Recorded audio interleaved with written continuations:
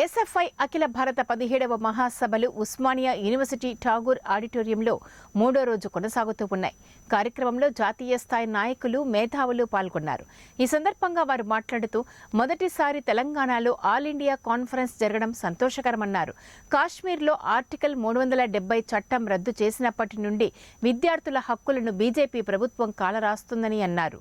Internet సదుపాయాలు తొలగించారని మండిపడ్డారు.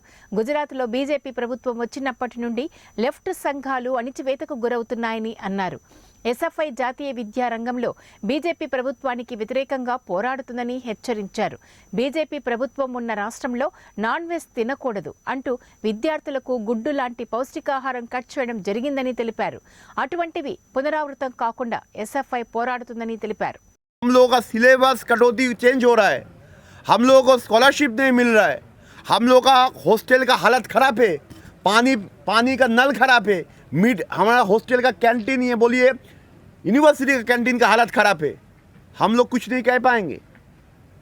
दिल्ली से निदान आएगा या आपका चीफ मिनिस्टर मुख्यालय से रिपोर्ट आएगा, फिर उसके बाद सब ठीक होगा. ऐसा नहीं होने वाला है, ऐसा नहीं होता है. ये उल्टा ये डेमोक्रेसी नहीं, ये है एक नॉमिनेटेड एक बॉडी तैयार हो रहा है. तो हम लोग जो बोलते हैं ये तो एक ही सिक्के का दो पहलू है. बोथ साइड टू कॉइन हो जाएगा. फिर हम लोग बोल रहे हैं, लेकिन हम लोग ये भी देख रहे हैं बीजेपी गवर्नमेंट का जो मेन सबसे भयंकर जो तरीका है. बाकी बहुत सारे स्टेट हम लोग अपोजिशन देख रहे हैं अनडेमोक्रेटिक तरीके से तो चल ही रहा है, हम लोग उसके खिलाफ है. लेकिन बीजेपी का और एक भयंकर जो चीज़ है वहाँ पर जात पात को देख के टारगेट कर रहा है.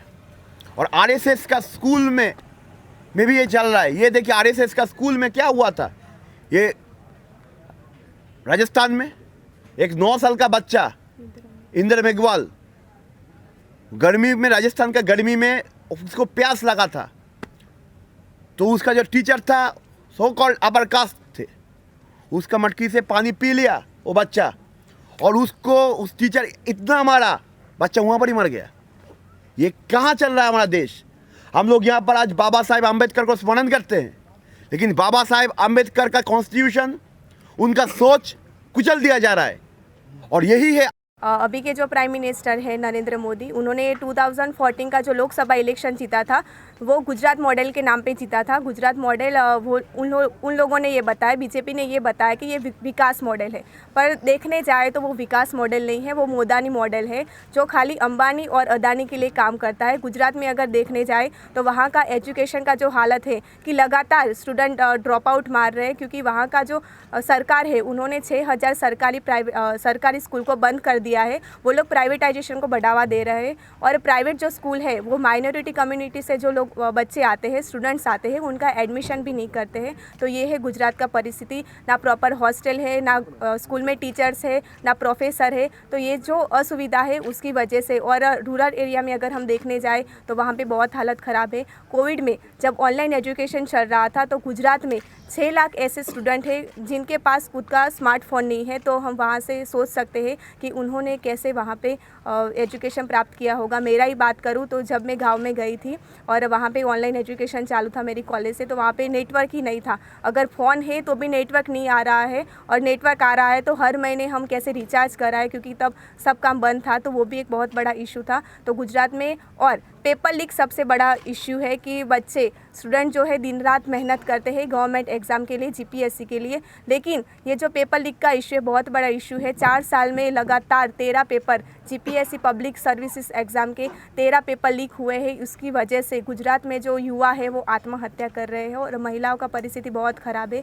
जैसे कि हम सबको मालूम है कि बिल्किस बानो 2002 में जो गोधरा राइट्स हुआ था, उनके जो विक्टिम है बिल्किस बानो.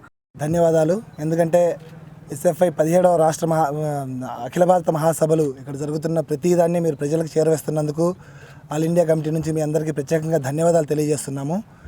అదేవిధంగా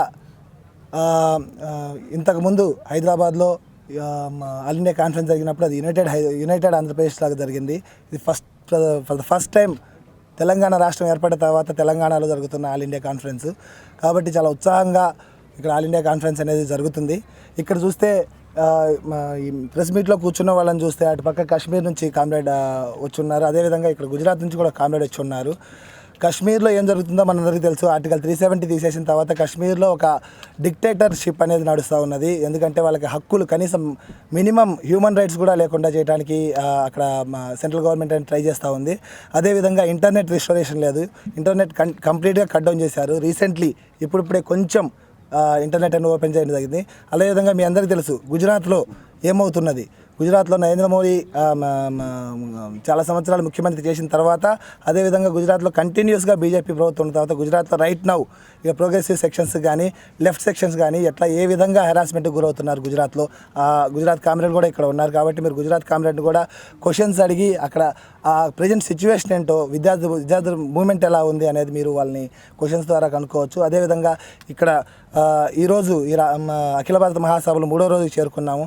మేము ఇక్కడ తీసుకున్న రెజల్యూషన్స్ రానున్న 2-3 సంవత్సరాల్లో దేశం మొత్తము ఈ విద్యా వ్యవస్థకు వ్యతిరేకంగా ఎలాగైతే బీజేపీ గవర్నమెంట్ ఏమేజ్ చేస్తుందో వాటికి ఎగెనెస్ట్గా పోరాడాలని చెప్పేసి రెజల్యూషన్ చేయడం జరిగింది.